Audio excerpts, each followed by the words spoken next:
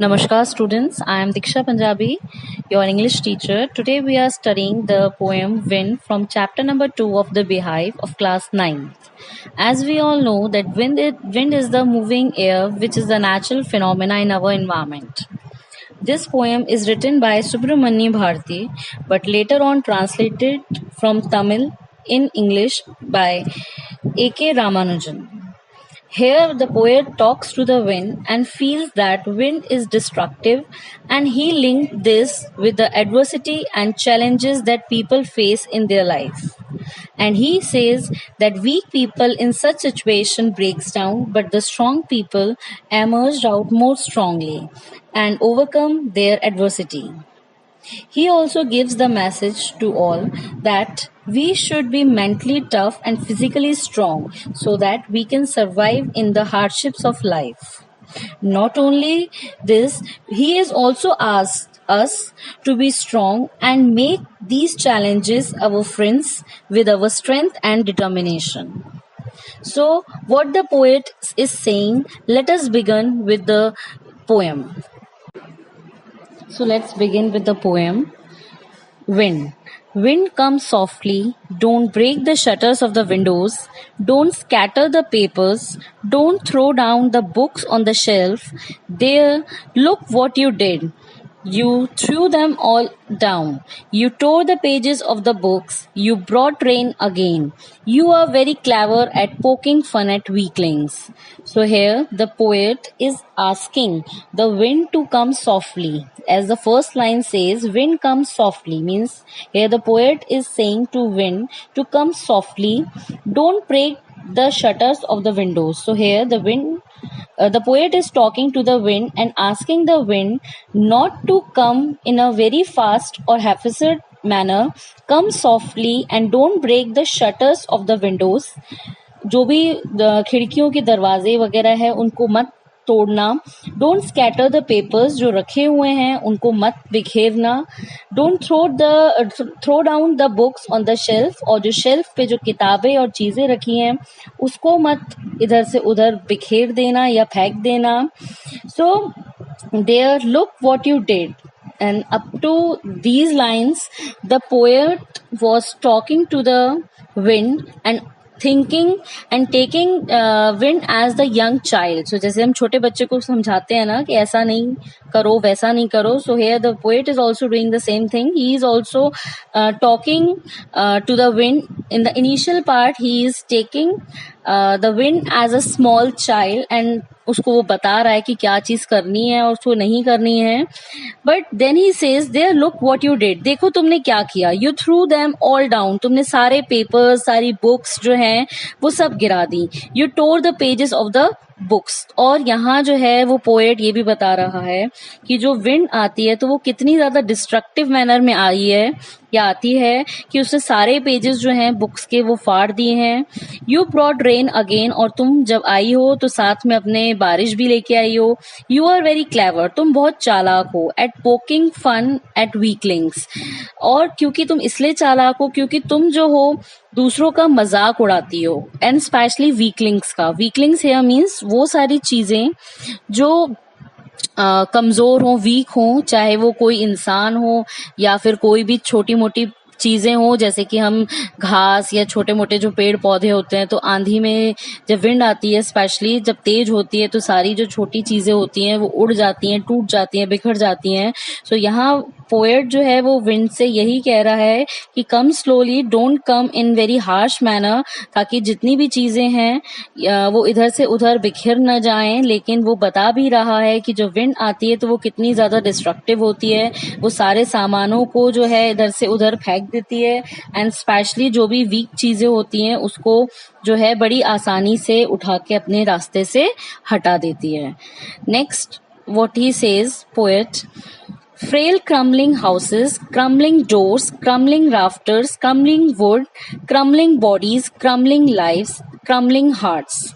So here this word crumbling is repeated over here in the complete line, and crumbling means weak things like weak houses, weak doors, weak rafters, weak wood, weak bodies, weak lives, weak hearts. So here the poet is trying to tell, frail, what you do is, जब तुम तेज आती हो तो तुम सारी चीजों को जो है, जितनी भी तुम्हारे सामने कमजोर चीजें पड़ती हैं, तो उन सबको गिरा देती हो. You make them frail. चाहे वो घर हो, चाहे वो दरवाजे हो, राफ्टर्स हो. राफ्टर इज द स्लोपिंग जो छत पे होती है ना, स्लोपिंग जो ढलान टाइप बना होता है. सो चाहे वो हो, लकड़ी हो, कोई भी इंसान हो, लाइट्स हो, या किसी का दिल हो, कोई भी चीज अगर तुम्हारे सामने जो वीक होती है, अगर वो आती है, तो तुम उसे अपने रास्ते से हटा के गिरा देती हो. The wind god winnows and crushes them all. He won't do what you tell him. So come, let's build strong homes. Let's join the doors firmly. So here, what he is doing, poet is now saying to the wind and telling also to the people who are reading this that the wind god. So यहाँ जो भगवान जो कहा गया है कि जो भगवान जो है विंड भगवान, उनके जो वो क्या करते हैं, विनोज एंड क्रशेस देम ऑल. उनके सामने जितनी भी चीजें आती हैं, चाहे वो इंसान हो या कोई भी चीज हो, वो उन्हें विनो कर देता है. विनो क्या होता है? Winnow means it is a process. जब सेपरेट करते हैं ना, जब जो किसान जो हैं, जब वो गेहूं को हस्क से जो अलग करते हैं, that is the process we say to be as winnowing. So जब ग्रेन्स वगैरह को शेफ से अलग किया जाता है, तो that is the same thing. So यहाँ पे जो है पोएट बोलना बता रहा है कि जो विंड भगवान है, जो विंड गॉड है, वो विनो करते हैं and crushes them all. Means जो भी स्ट्रॉन्ग लोग होते हैं उनको वो छोड़ के जितने भी वीक लोग या वीक चीजें आती हैं वो उनको क्रश कर देते हैं. So let's build strong homes. इसलिए जो पोएट है वो रिक्वेस्ट कर रहा है कि इसलिए आओ मिलकर एक अच्छे पहले खुद को स्ट्रॉन्ग बनाए, स्ट्रॉन्ग घर बनाए. Let's join the doors firmly. जितने भी दरवाजे हैं उनको स्ट्रॉन्ग करे. फर्मली है मीन्स स्ट्रॉन्ग कर बनाना उन्हें.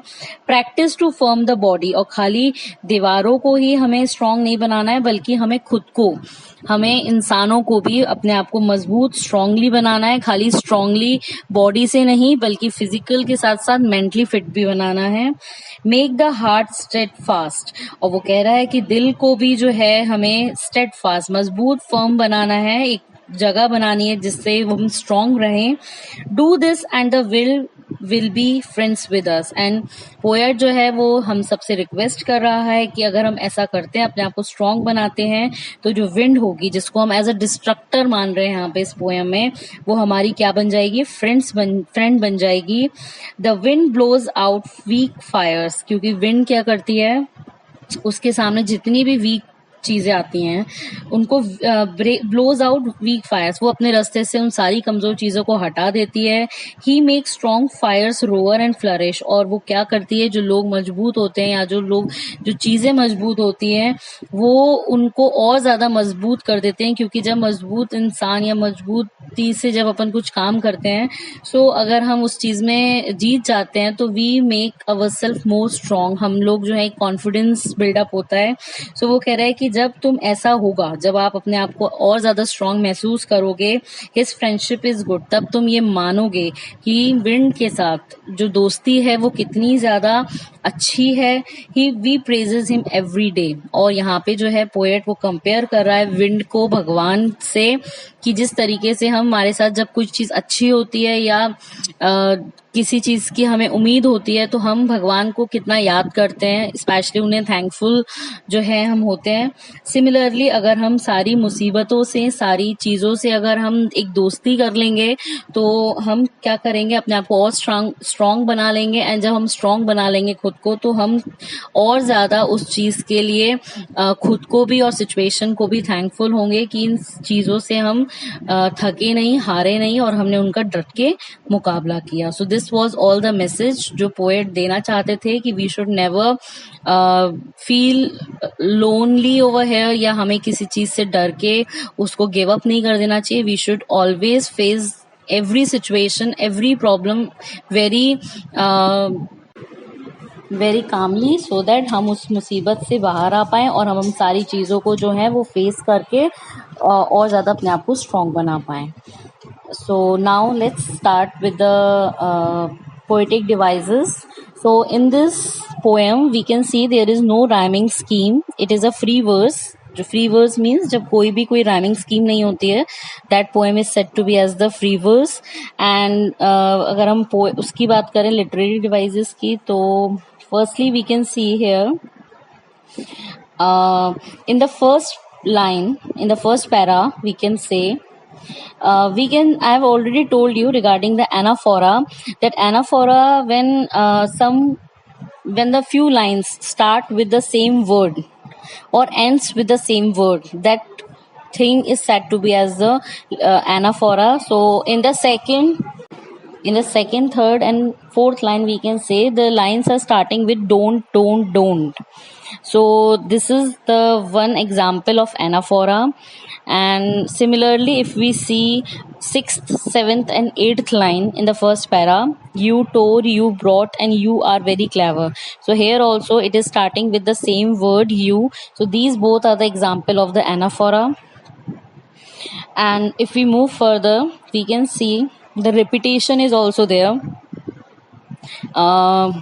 We can see crumbling houses, crumbling doors. Crumbling is repeated over here. So this is the example of the repetition. Repetition क्या होता है, जब कोई word या कोई line जो है बार बार repeat हो, so that is said to be as a repetition. So here in this, crumbling is repetition over here.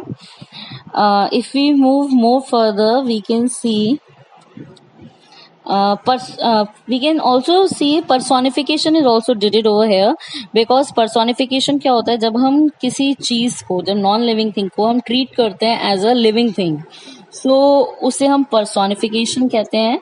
And you can see here that poet जो है वो विंड को यहाँ पे यू कह के बोल रहा है. दैट मीन्स वो यहाँ पे उसको पर्सोनिफाई कर चुका है, सिम्बलाइज कर चुका है. So this is the personification.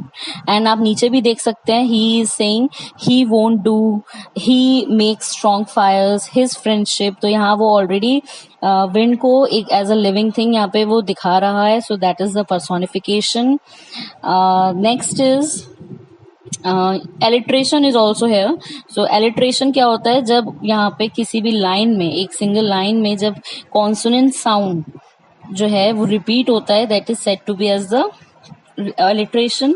So if you see 12th line, the wind god winnows. So here wind, W, that is a consonant word. Winnows is also the consonant word. So wind winnows is the this is the example of alliteration. And so this is what was all about. Symbolism also here. So symbolism is also the what is the, जब हम किसी चीज को हम किसी एक चीज से रिफर करें, मतलब उसको सिंबलाइज करें. जैसे कि यहाँ पे हमें चैलेंजेस को यहाँ पे रिफर किया गया है कि विंड क्या है, हमारे लिए सारी चैलेंजेस हैं. तो दैट इज द सिंबलिज्म. सो यही सारे लिटरेरी डिवाइसेस थे: एनाफोरा, पर्सोनिफिकेशन, रिपीटिशन, एलिट्रेशन.